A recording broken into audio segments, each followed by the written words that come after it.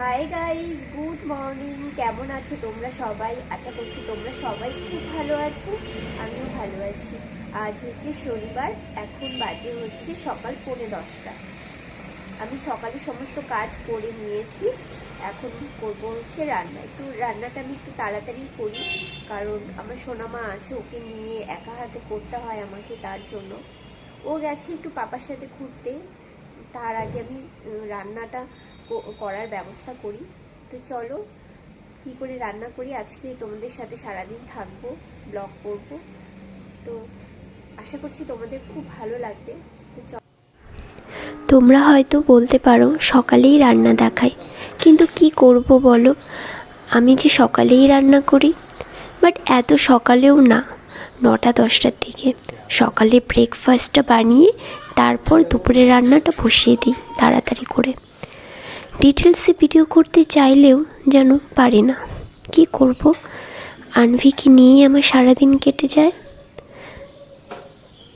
আর আমার ভালোই লাগে ওকে নিয়ে থাকতে, মনে হয় সারাদিন ওর সাথেই থাকি, ওর সাথে খেলা করি, ওর সাথে কথা বলি, বাট কাজের জন্য হয়ে ওঠে না। যতটুকু সময় পাই ওকে দেওয়ার চেষ্টা করি, বাট অনেক সকালে ঘুম থেকে উঠি। দুপুরবেলায় একটু না শুলেও ভালো লাগে না, দুপুরে একটু শুই, ও যখন ঘুমায় তখন একটু শুই। কোনো সময় ঘুম আসে, কোনো সময় ঘুম আসে না। তো আমি সকালে ব্রেকফাস্টটা বানিয়েছি হচ্ছে রুটি আর ওই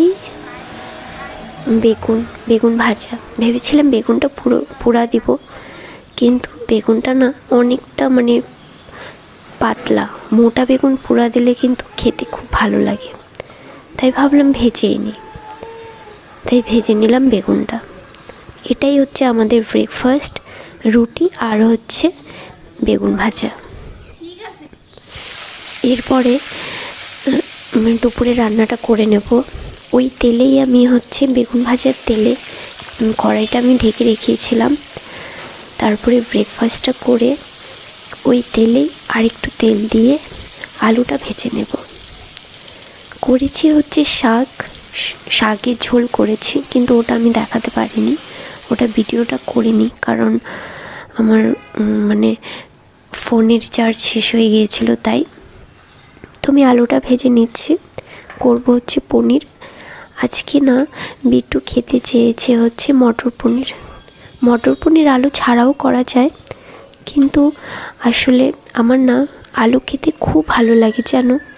তার জন্য আমি বেশিরভাগ তরকারিতে একটু আলু দিই, আমার জন্য দিই। বিট্টু সেরকম আলু খায় না, আমি দিই আমার জন্য। তো আলু দিয়ে মটর পনির করব, আলু মটর পনির করব। তো আলুটা আমি ভেজে নিয়েছি, এবার ভাজবো পনিরটাও আমি ভেজে নেব। অনেকে আছে কাঁচা পনির দেয়, কিন্তু যেন বিট্টু খেতে চায় না কাঁচা পনির, তাই হালকা একটু ভেজে নিচ্ছি। তো আমার পনিরটাও ভাজা হয়ে গেছে, এবার তুলে নিচ্ছি পনিরটা। রান্না করতে আমার খুব ভালো লাগে জানো, কিন্তু রান্নার পরে যে কাজগুলো থাকে না, ওগুলো করতে আমার একদম ভালো লাগে না। তাও করতে হয়, কি করব, আমাকেই তো একা সমস্ত কিছু করতে হবে, তাই না? তো আমি আরেকটু হালকা তেল দিয়ে গোটা গরম মশলা দিয়েছি। এবার দিলাম আদা বাটা, জিরে বাটা, লঙ্কা বাটা, আর একটু 2-3টে কাজু একসাথে পেস্ট করে নিয়েছি, ওটা দিয়েছি। হালকা কষানোর পরে দিয়ে দিলাম টমেটো কুচি, নুন আর হলুদ। ভালো করে নেড়ে নেব। আমার কষানো হয়ে গেছে, এবার একটু হালকা জল দিয়ে দেব, গরম জল। ভালো করে নেড়ে নেব। এবার দেব মটরটাও তো একটু সেদ্ধ হতে হবে, এর জন্য আগেই মটরটা দিয়ে দেব, এখনই দিয়ে দেব। আমার মটর খেতে খুব ভালো লাগে, তবে মটরটা দিয়ে দিয়েছি। এবার নাড়াচাড়া করে নিচ্ছি। ওইদিকে আনভিউ উঠে গেছে, ওকে একটু জুস খাইয়ে দিয়েছি। তারপরে আলু দিয়ে হালকা নাড়াচাড়া করে দিয়ে দেবো হচ্ছে জল। আমি পনিরটা গরম জলে ভিজিয়ে রেখেছিলাম। পনির গরম জলে ভিজিয়ে রাখলে না একটু হালকা নরম থাকে, তো ওই জলটাই আমি হচ্ছে তরকারিতে দিয়ে দিলাম। তো আমার মটর পনির প্রায় রেডি হয়ে গেছে। এবার দিয়ে দেবো হচ্ছে গরম মশলা। কিন্তু আমি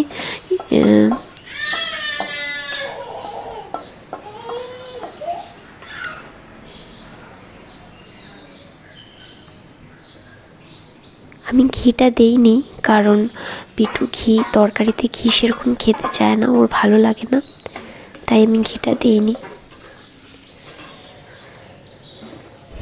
তো আমার মটর পনিরটা রেডি হয়ে গেছে, নামিয়ে নিলাম। দেখো দেখতে এত ভালো লাগছিল, খেতে কিন্তু অসাধারণ হয়েছে মটর পনিরটা। তারপরে চলে যাচ্ছি হচ্ছে আমার দিদির মেয়ের জন্মদিন, সেখানেই যাচ্ছি।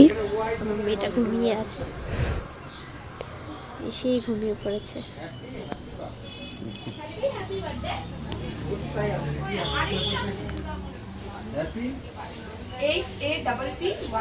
তারপরে এটা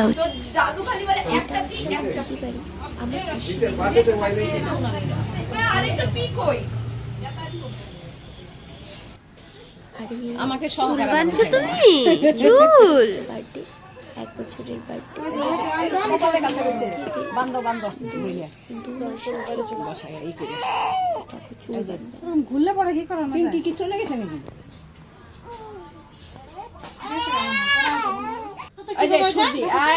ছুটি এখানে এখানে ছুটি আছে, এই যে ছুটি।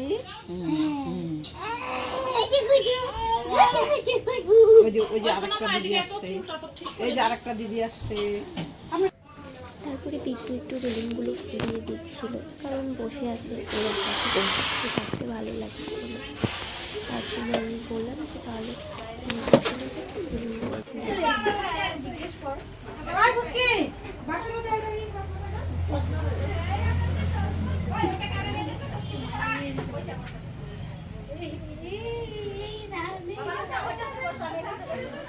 ঢালাই দিলাম।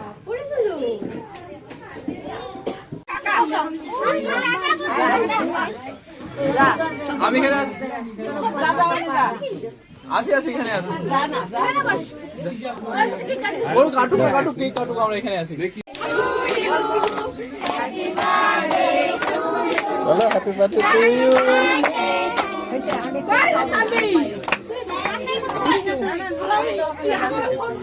পায়েস খাও।